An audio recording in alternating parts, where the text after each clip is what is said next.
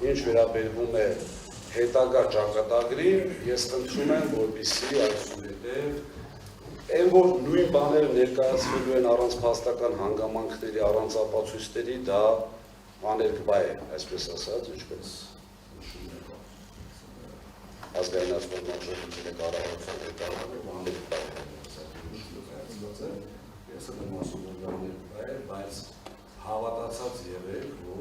ուշ թե շուտ այս մասով լինելու են քրեական գործեր, վատ բան եմ ասում հանձնաժողովի համար, բայց համոզված եմ, որ հանձնաժողովը վերաբերելու, որպես իրավաբանասեր այդ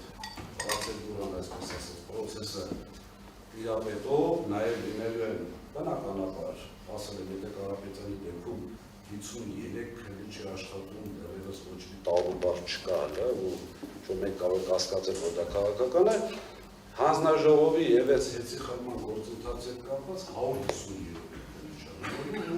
շատ հետաքրքիր այսպես դոկումենտալ ֆիլմի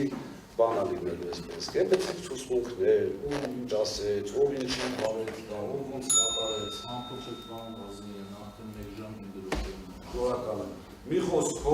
խոսքով հայրենի արենակիցներ ինքնոթերները եւս կներկայացնեն, ձեզ խորհուրդ եմ տալիս, ուղղակի այսպես, եթե միջև հիմա խափնվել եք, ես ամեն ինչի արդյունքում այլևս չխափնվեք եւ իրերը կոչել իրենց անուններով, շնորհակալություն։